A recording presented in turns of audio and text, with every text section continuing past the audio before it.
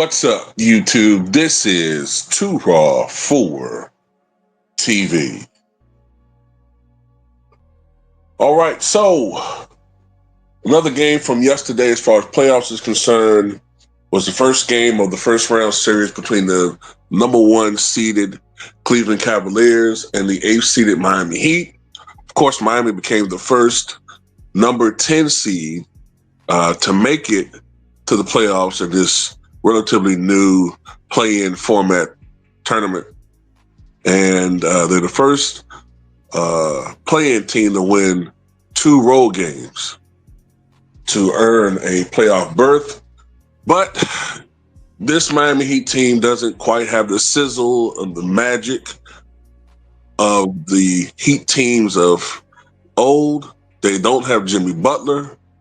And while they're a scrappy veteran team, well, they got some young components, but generally relatively seasoned by today's NBA standard playoff group who've been to 2 NBA finals since the 2020 season, 2019-20 season. But it's largely expected that the Cavaliers are going to win this series walking away.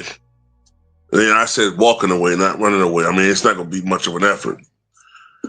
And the first game was pretty much what was expected. 121-100. Cavaliers take a 1-0 lead in this best-of-7 series.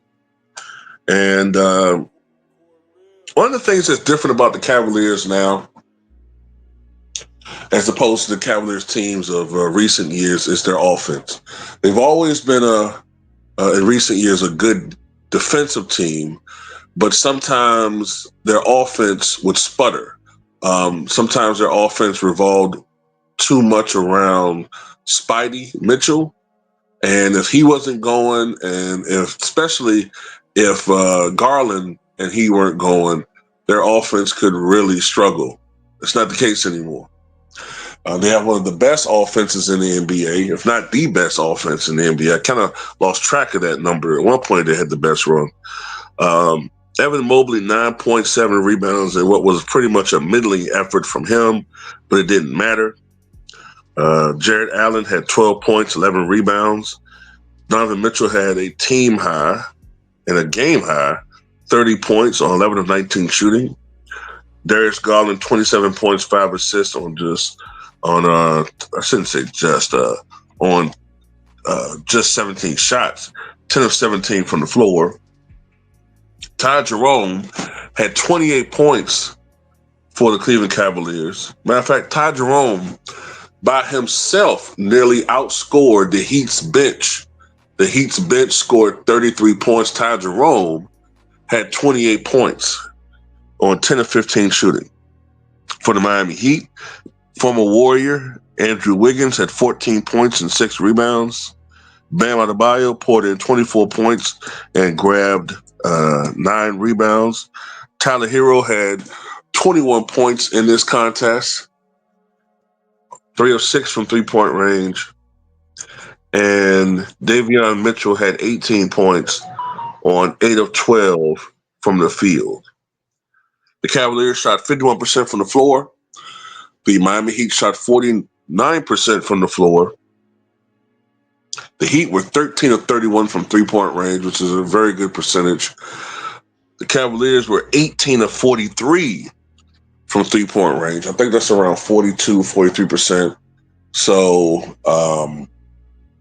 they got the three ball going, and the Cavaliers just looked like a machine.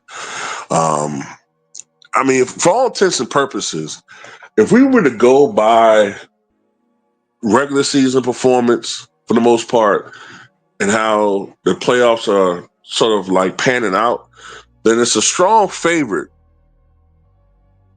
outcome or prediction, I guess I should say, that the NBA Finals is going to be Thunder Cavaliers. But of course, we all know that the NBA doesn't really want that. They don't want that. If the NBA had their way, the NBA Finals would be probably Boston and LA. That's what they would want. Whether that happens or not, especially with LA, that's another story. You know what I'm saying? It's another story. But anyway, salute to Donovan Mitchell and the Cleveland Cavaliers for a dominant Game 1 victory over the Miami Heat. Tell me what you guys think.